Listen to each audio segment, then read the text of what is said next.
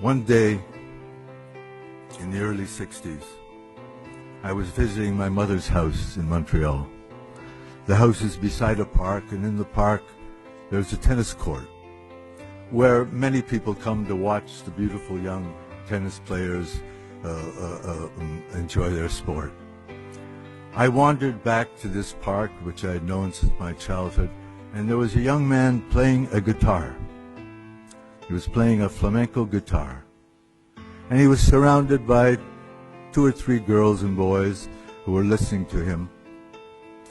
I loved the way he played. There was something about the way he played that captured me. It was the way I wanted to play and knew that I would never be able to play. And I sat there with the other listeners for a few moments, and then there was a silence, an appropriate silence. I asked him if he would give me guitar lessons. He was a young man from Spain, and we could only communicate in my broken French and his broken French. He didn't speak English. And he agreed to give me guitar lessons. I pointed to my mother's house, which you could see from the tennis court, and we made an appointment. We settled the price, and he came to my mother's house the next day, and he said, "Let me hear you play something." I tried to play something. He said, "You don't know how to play, do you?" I said, "No, I really don't know how to play." He said, "First of all, let me tune your guitar. It's all out of tune." So he took the guitar and he tuned it. He said, "It's not a bad guitar." It wasn't the Conde, but it wasn't a bad guitar. So he handed it back to me. He said, "Now play."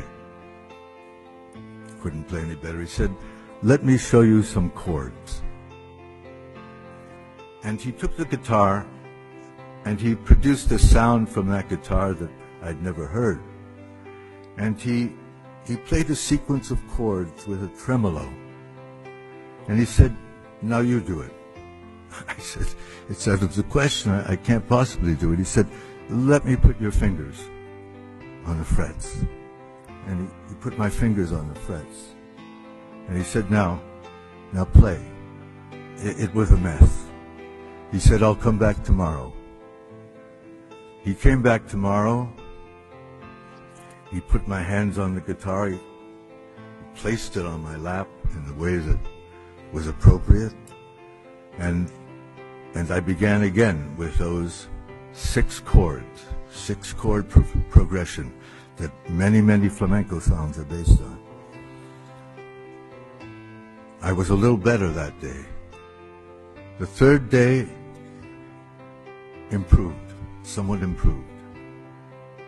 But I knew the chords now, and I knew that although I couldn't coordinate my fingers with my thumb to produce the correct tremolo pattern, I knew the chords. I knew them very, very well by this point. The next day, he didn't come. He didn't come. I had the number of his boarding house in Montreal. I phoned to find out why he had missed the appointment, and they told me that he'd taken his life, that he committed suicide. I knew nothing about the man. I did not know what part of Spain he came from.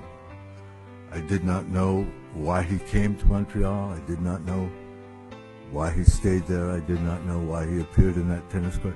I did not know why he took his life. I was deeply saddened, of course. But now I disclose something that I've never spoken in public. It was those 6 chords. It was that guitar pattern that has been the basis of all my songs and all my music. So now you will begin to understand the dimensions of the gratitude I have for this country. Everything that you have found favorable in my work comes from this place. Everything that you have found favorable in my songs and my poetry are inspired by this soil. So I thank you so much for the warm hospitality that you have shown my work, because it is really yours, and you have allowed me to affix my signature to the bottom of the page. Thank you so much, ladies and gentlemen.